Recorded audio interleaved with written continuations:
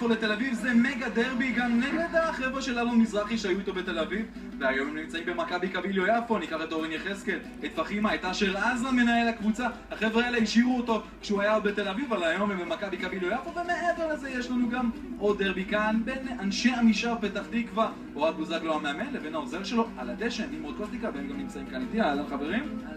האמת, כמה פעמים דיברתם השבוע? אנחנו מדברים את זה 6-7 פעמים ביום.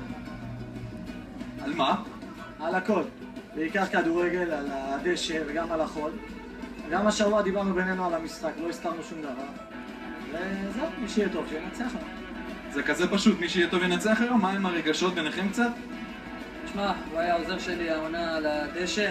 אני למדתי ממנו המון, הדריך אותי יפה מאוד בחופים. הראיה היא שזה זכות בעצם להגיע לשלב כזה, משחק רביעי בחול, ולבוא ללא מתח ולבוא, איך אומרים, ליהנות בעצם באמת מהאווירה. נמרוד, אני יכול לקבל הצהרה משהו לגבי המשחק הזה?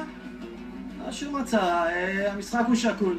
להם חסר השוער הנבחרת, לנו חסר החלוץ לדעתי הכי טוב בליגה גורמזנו, אז זה מתקזז. אני מאמין שהמשחק יהיה שקול, אין פה משחקים בחופים של תבוסות וכאלה, הוא יהיה שקול לכל אורך המשחק. אנחנו מחכים לשערים, תודה חברים.